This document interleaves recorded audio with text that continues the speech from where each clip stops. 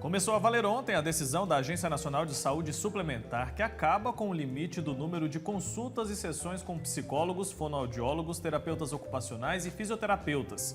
Para entender como isso funciona na prática, eu estou recebendo hoje aqui no Santo Café a Cristine Ramos, que é presidente do Conselho Regional de Psicologia de Goiás. Doutora, bom dia, seja muito bem-vinda aqui ao Santo Café. Bom dia, obrigada pelo convite. Então, eu queria que você começasse explicando para a gente como funcionava antes. Existia, então, um limite de consultas, um limite de procedimentos? Sim. Anteriormente, havia uma limitação. No caso de fisioterapeutas e terapeutas ocupacionais, por exemplo, eram 2 consultas por ano para cada tipo de doença. No caso de fonoaudiólogo, eram cobertas 24 sessões anuais, mas essas sessões deveriam estar ligadas a 11 tipos de doenças ou de diagnósticos específicos, como dislexia, paciente que tem apneia do sono, alguns outros que tiveram queimaduras que afetaram a boca ou a garganta. Para o caso da psicologia, eram limitadas também conforme o tipo de diagnóstico. Então, podiam ser 12 por ano para pacientes que iam ser submetidos a algum tipo de cirurgia, né? Por exemplo, o caso de ostomia ou algum outro tipo de cirurgia. 18 por ano para pacientes com alguns tipos de transtorno, como os transtornos neuróticos, por exemplo. E 40 por ano para outros tipos de transtorno, incluindo a esquizofrenia. A partir de agora, não há mais essa limitação, diferenciando tanto por profissão, né, quanto por tipo de transtorno. Basta ver a indicação do médico assistente. Tá, então para a gente explicar, é uma medida que vai impactar todo mundo que é cliente dos planos de saúde e tem algumas dessas necessidades. Exatamente, ela impacta tanto quem é usuário dos planos de saúde, quanto esses profissionais também que foram afetados por essa medida, no sentido de que eles passarão a ter mais liberdade, né, para planejar ali o tratamento, o atendimento, as sessões, sem essa limitação agora de determinados números de sessões por ano. No caso do paciente, né, da pessoa que utiliza os planos de saúde, é importante porque não fica limitado. Algumas pessoas tinham que pagar de forma particular para ter o tratamento todo, né, conforme prescrição. E agora, não havendo essa limitação, eles têm maior liberdade para os tratamentos. Tá explicado, então. A medida, então, positiva, né, doutora? Vou servir um café, você já disse que toma café, né? Mais do que justo que a gente comece o nosso dia, além de ficando bem informado, tomando também o nosso café.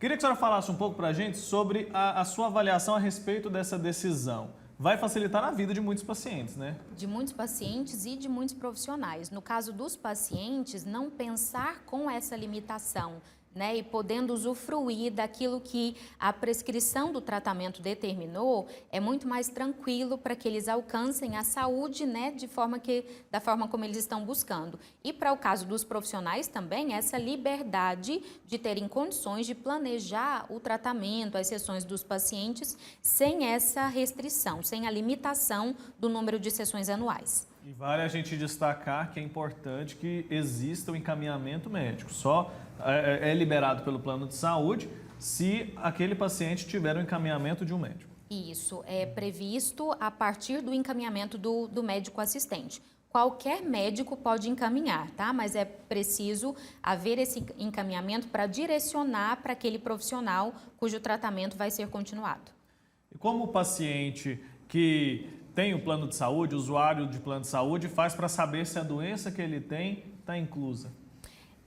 As doenças inclusas, elas estão descritas no CID, que é a Classificação Internacional de Doença. Lá, eu acredito que são mais de 55 mil doenças descritas, né, diagnósticos, classificação.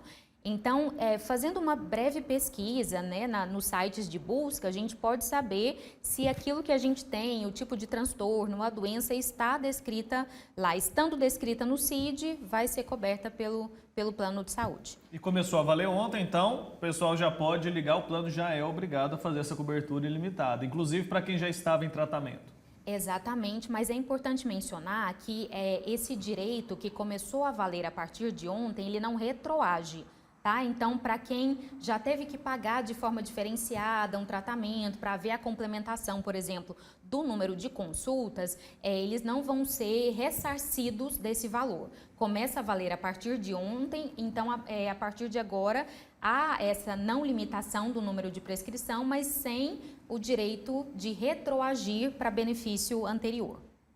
No caso dos tratamentos psicológicos, eles costumam durar quanto tempo? Esse número que antes era disponibilizado era insuficiente ou isso depende demais? Insuficiente. Para o caso de alguns transtornos, por exemplo, mesmo com um número maior de 40 sessões por ano, se a gente for pensar isso mensalmente, é cerca de 3 sessões por mês.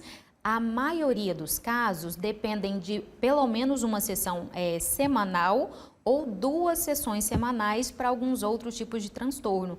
Então, esse número ficava aquém e geralmente não atendia a necessidade dos pacientes. E a pessoa já tem um plano de saúde, ela ainda tinha que pagar para conseguir fazer essas sessões complementares, né? E quem não podia pagar acabava abandonando o tratamento. Exatamente.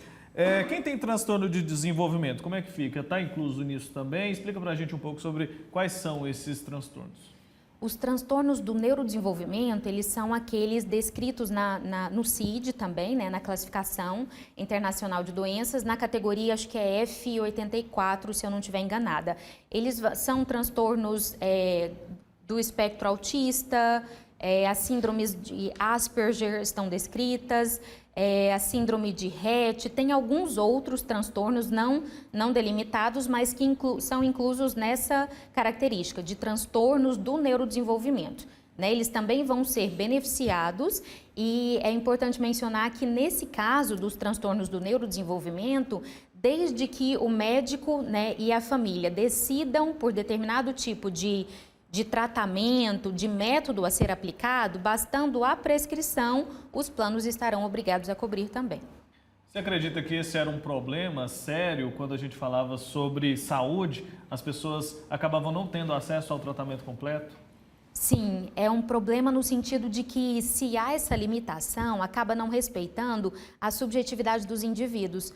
Porque as pessoas, ainda que não sejam especificamente relacionadas à questão do transtorno do neurodesenvolvimento, mas uma pessoa, por exemplo, com esquizofrenia, a limitação anterior era de 40 sessões por ano. As pessoas, elas reagem diferente aos tipos de tratamento, porque cada indivíduo se adapta de uma maneira diferente, né? E essa limitação incluía todas as pessoas num mesmo rol, e isso podia acabar prejudicando as pessoas que talvez dependiam de um número de sessões maior, que estavam passando por um momento mais agudo da crise, por exemplo, né? Então, essa mudança vem beneficiar nesse sentido.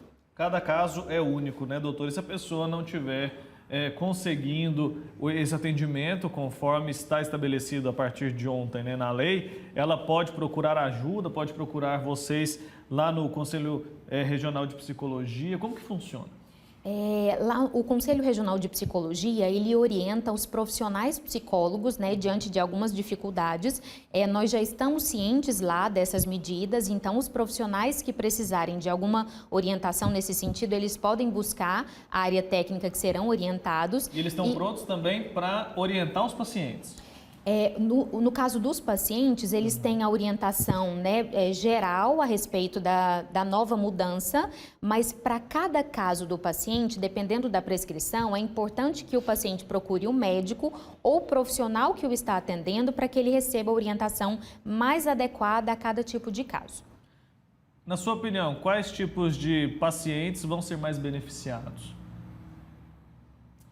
Eu não sei se eu poderia delimitar. Eu acredito que há um benefício considerável para aqueles pacientes com algum tipo de transtorno do neurodesenvolvimento, alguns transtornos psicóticos também, dentre eles a esquizofrenia, mas os pacientes de maneira geral. Só de não haver essa limitação e a gente poder com mais liberdade planejar o atendimento do paciente, eu acredito que essa medida beneficia tanto a população quanto os profissionais de saúde.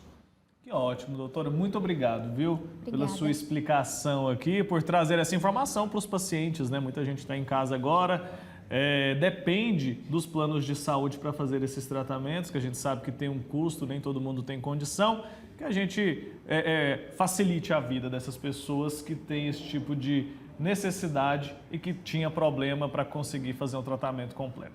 Até uma próxima, viu? Obrigada.